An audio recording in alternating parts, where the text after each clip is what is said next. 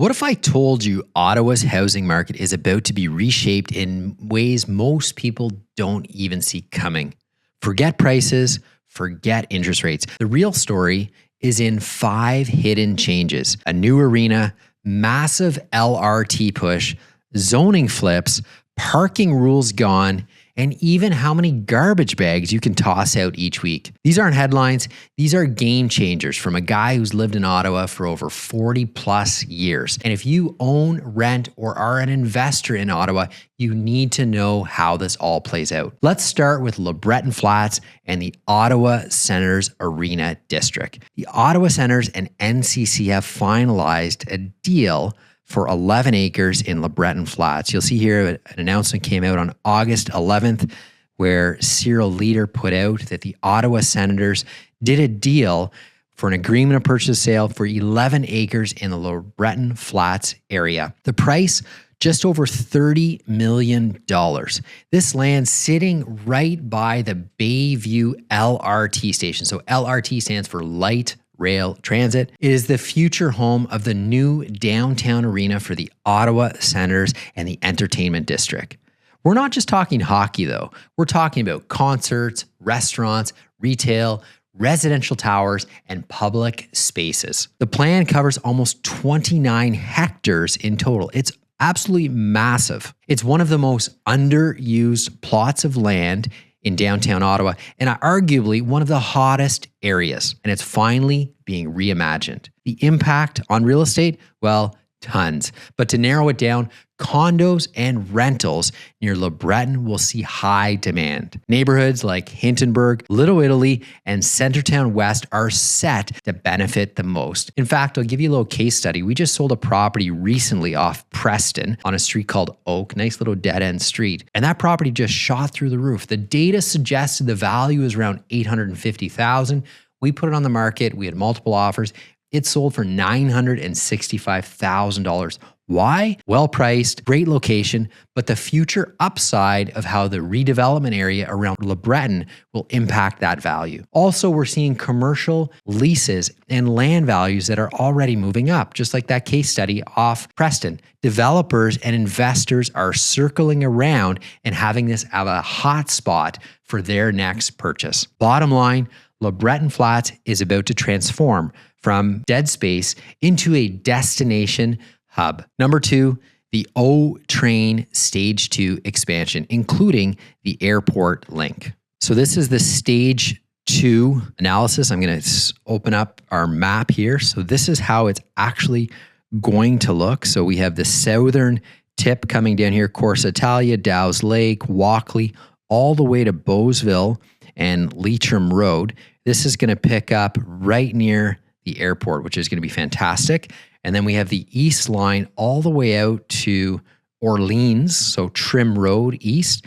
And then going west, right now the dashes are what's being worked on, but it's going to bring it all the way out to Moody Drive and Bayshore.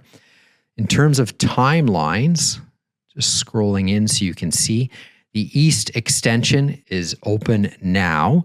The west extension is slated for 2027, and then out into the far west, so Canada, we're looking at into 2031, and then diving deep into the southern part of Barhaven, which will connect to Riverside South, will be in 2031 as well. Ottawa's LRT is really expanding in a huge way. Over 44 kilometers of track and 24 new stations to open up. The airport link that I mentioned opened up in January of 2025 and is fantastic for those looking to get to the airport and not having to worry about a taxi or parking a car. You can simply get on the line and then head all the way down to the airport. It connects South Keys directly to the airport and the EU Centre. When complete, Stage 2 will put nearly 77% of residents within a 5-kilometer pass of the rail. And that's how the city's really going off of it. They use these string lines, and their analysis puts forth that over 3/4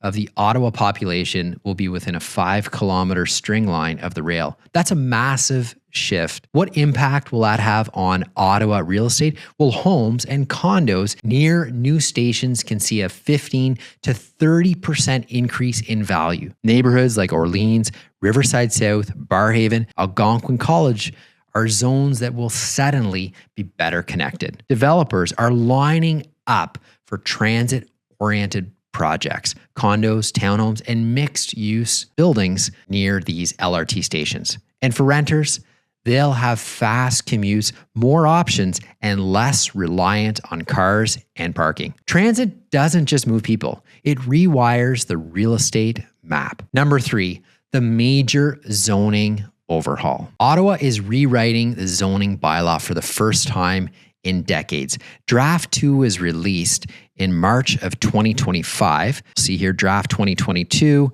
and then there was the public consultation, draft 3, and then where we're getting into is the joint committee, which will happen in December of 2025, and hopefully the enactment in Q1 of 2026. There is a lot of changes. As I say, it's the biggest one in the last 10 years, but the major change is the old R1, R2, R4 residential codes are gone, and they're being replaced with new neighborhood zones. So N1, N2, N3. So if it was an R1, it's now an N1.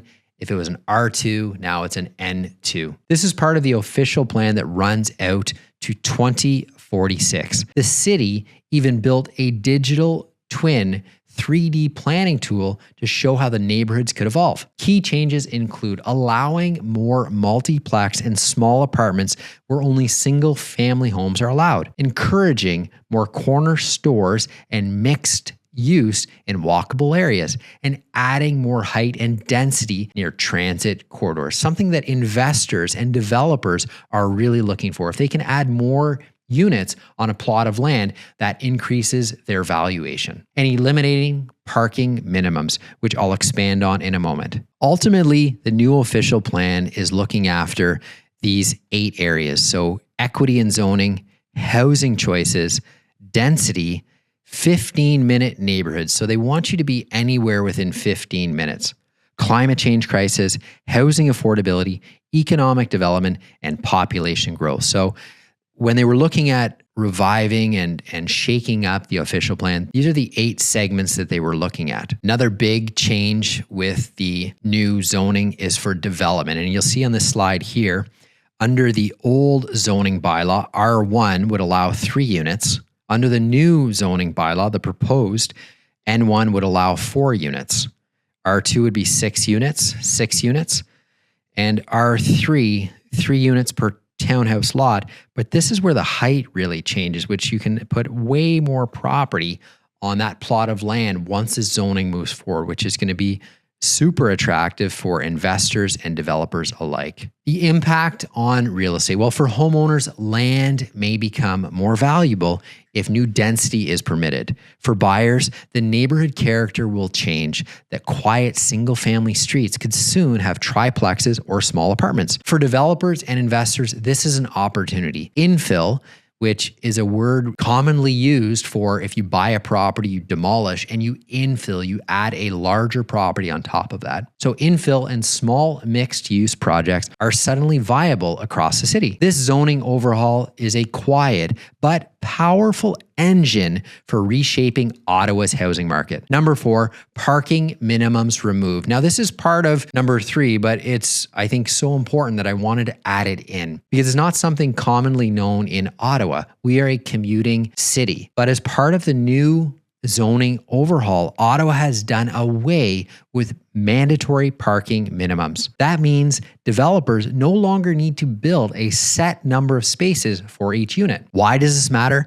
Well, it lowers construction cost. It makes a car light or car-free building possible, especially downtown and along transit. It encourages smarter, denser, greener design, but it also changes demand. I'll give you an example. I just recently sold a property in Hintonburg. It was on a 40 by a 125-foot lot. Those investors are going to build a 10-unit building with 0 parking. They're happy because they don't have to have all of this area for asphalt and additional parking. They can get 2 additional units on this parcel, because with the new zoning, they'll be able to do a 10 unit instead of an 8 unit. Plus, they don't have to have parking. Now, they had to think strategically on how they could overcome that, because likely there will be tenants that do need some parking. So there's street parking and there's a dead end street around the corner. So despite these changes coming down and transformation happening, if you are an investor and you are looking at carrying forward on this, you always have to protect the downside risk and make sure you have options available. So these particular investors, they made sure that there was like on-street parking allowed, and then also a few dead-end streets that during their due diligence period, there was not a lot of traffic on there. So they felt comfortable moving forward and are submitting plans for permit for a 10-unit building with 0 parking in the Hintonburg area. Units with dedicated parking will become more valuable in suburbs also though. So as we see a shift with developers, like I just shared in that example, building without any parking, those that actually have parking will be in more demand. So we'll start to see properties renting out parking spaces, which is a shift, something we've never really seen in Ottawa. I'm sure in Toronto, Vancouver, Montreal, there's a lot of that renting a parking space. But in Ottawa, up until now, we haven't seen that. In the core, carefree living appeals to young professionals, students, and eco-minded buyers. This one shift will directly affect affordability, design, and what buyers value in a property. Number 5, new garbage rules, a change every household will feel. A rule that came into effect September 2025 is Ottawa is capping garbage pickup at 2 items every 2 weeks at a maximum. That means 2 garbage bags or 2 bins or 2 bulky items. Recycling and green bins don't count. What it means for real estate, well, single family buyers, storage space becomes more valuable. Garbage, sheds, or side yards for overflow. For landlords and property managers, especially in triplexes or student rentals, waste management systems become more critical. And for condo boards, efficient garbage and recycling setup will become a real selling point. It's not glamorous. I know. I offered you 5 changes in Ottawa developments that are coming down the line. I know garbage isn't the most attractive. That's why I put it at number 5. But for anyone living here in Ottawa, this is a big change. It is a lot of talk. I was chatting with my dad a few days ago. He's like, hey, did you realize we're going to be limited to the amount of garbage we can put out? So if you're living in Ottawa or considering moving to Ottawa, something to be aware of. We are going to have some restrictions on the amount of garbage we can put out. So the key takeaways, the 5 new developments that are reshaping Ottawa and the Ottawa real estate market. Number 1, LeBreton Flats Arena District. And number 2 is the LRT Expansion, including the airport link. Number 3, the City of Ottawa zoning bylaw overhaul. Number 4, parking minimums removed. And number 5, new garbage rules. Ottawa's evolving fast, and I'm proud of it. These projects and policies aren't just headlines. They shape where people want to live and what their homes are worth. Which of the 5 do you think will have the largest impact on Ottawa real estate? I'm curious. Please let me know in the comments below. Well, the one change that I feel that will reshape the entire neighborhood and City of Ottawa plan is the overhaul of the official plan. Be sure to check out in this video here where I break down what this means for development, density, and your property's value.